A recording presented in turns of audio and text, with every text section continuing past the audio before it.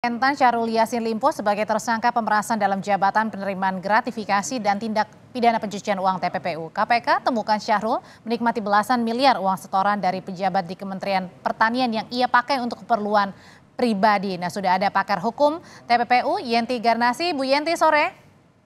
Selamat sore. Bu Yenti, jadi ini untuk menelusuri aliran dana gratifikasi ke Syahrul Yassin Limpo ini apa yang harus dilakukan KPK? Ya memang ini sekarang kan mestinya KPK sudah ada data dong dari mana, dari PPATK juga ya.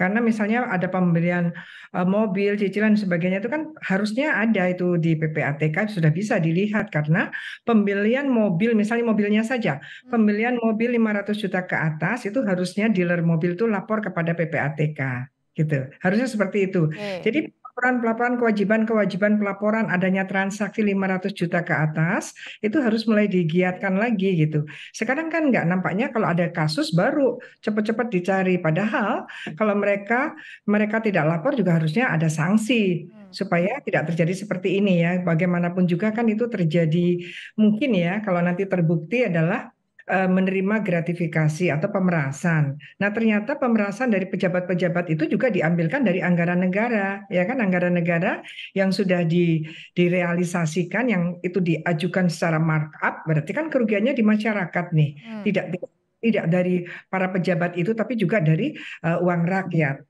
Nah, ini kalau dibiarkan begini kan sudah sekian lama, sekian banyak kerugian negara. Maka sekarang harus diterapkan dengan TPPU, yaitu uang itu mengalir kemana saja kalau dikatakan bahwa untuk Nah, kepentingan. gimana caranya untuk membuktikan TPPU-nya sendiri atau untuk menelusuri TPPU-nya, Bu Yenti? Karena kan sudah dibilang yang dipakai sekitar 13,9 miliar untuk bayar cicilan kartu kredit, pembayaran mobil mewah, Alphard. Iya, nanti itu kan itu yang bisa ditelusuri menggunakan transaksi bank ya. Siapa tahu ada juga yang lain-lain, itu kan kita mencarinya bukti bisa dari saksi, bisa dari siapa yang menerima, atau mungkin ditransferkan juga ke rekening yang lain, atau mungkin dari apa ya, dari bukti-bukti LHKPN kan ada itu untuk membeli apa, terus kepemilikannya apa saja, minimal selama yang bersangkutan ini jadi menteri yang belakangan ini. Dan nanti akan Oke. dilihat kapan sih ada pengumpulan apa ya, pengumpulan setoran. Kalau yang saya dengar di masyarakat tuh istilahnya sudah ngepul, bikin mengepul pengepulan yang dikeluhkan. Sebetulnya dikeluhkan juga. Jadi kemungkinan masuk ke 12E pemerasan karena ada anak buah sana yang mengeluh gitu, mau nggak mau Oke. harus menyetor. Nah, itu jatuhnya bukan memberikan gratifikasi atau dapat gratifikasi atau suap menyuap, tetapi pemerasan, yaitu anak buah itu yang kemudian menurut media juga ya, ada amplopnya yang 100 ada nama-namanya, itu menandakan siapa yang menyetor gitu ya, kemudian ada Oke, baik. ya tiap bulan rutin gitu kan. Nah, itu Oke. didapat dari mana? Nah, itu kan korupsi. Kemudian diperas. Nah, begitu masuk untuk beli apa saja. Nah, ini telusuri semua. Yang niatnya TPPU adalah menelusuri uang hasil korupsi itu kemana, dan kemudian Nah, nanti Bu Yenti, terbukti ya. salah satu uangnya ini kan adalah digunakan untuk mentransfer ya, uang ini ke partai, katanya adalah untuk dana kebencanaan gitu. Nah, itu gimana caranya memilah antara kepentingan partai atau mungkin kepentingan dari kader pribadinya sendiri, Pak Yasin?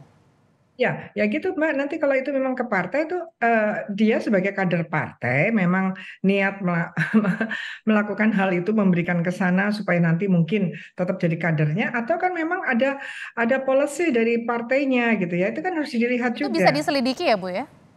Bisa dong harusnya, karena pendanaan partai itu kan ada aturannya. Ini juga apalagi nanti sebentar lagi pilpres ya, pilkada, pilpres, Betul. pileg, itu ada sumbangan-sumbangan yang boleh dilakukan dari pribadi 1 miliar, dari apa corporate 7 miliar. Itulah itu kan harus KPU harus mulai udah siap-siap itu, Hmm. Bawaslu atau Tapi apa gini, KPU-nya. Bu Yenti, pertanyaan berikutnya, kalau penerimanya kan kader misalnya atau pengurus kan nggak tahu ya ini uangnya dari mana, nah itu bisa kena pidana nggak?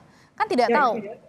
ya betul. Jadi gini, TPPU pasif itu dia menerima hasil kejahatan, tapi ada unsur subjektif yang harus dibuktikan, yaitu bahwa yang menerima itu paling tidak tuh patut menduga, bukan tahu, tidak harus tahu. Tapi kalau patut menduga itu sudah bisa kena. Patut menduga nanti dilihat berapa yang dikasihkan kepada kader partai itu gitu. Kalau memang jumlahnya jumlahnya Baik, sesuai dengan profilnya nggak terlalu besar, misalnya kader kan tidak patut menduga gitu baik. kan, karena disangkanya itu wajar-wajar saja untuk ukuran menteri, Oke, meskipun itu dari hasil korupsi. Tetapi kalau dari baik. jumlahnya luar biasa, harus dia juga sudah curiga, Ya, tapi tetap diterima, ya itu kena pasif. Jadi oke.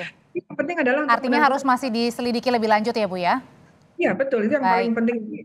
Harus unsur subjektif itu harus penting ya. Jadi oke. jangan sampai orang yang betul-betul tidak tahu ya tidak kena gitu Baik, kan. baik. Terima kasih Bu Yenti Garnasi untuk pandangannya di sore hari ini Kompas Petang. Sehat selalu Bu Yenti. Terima kasih.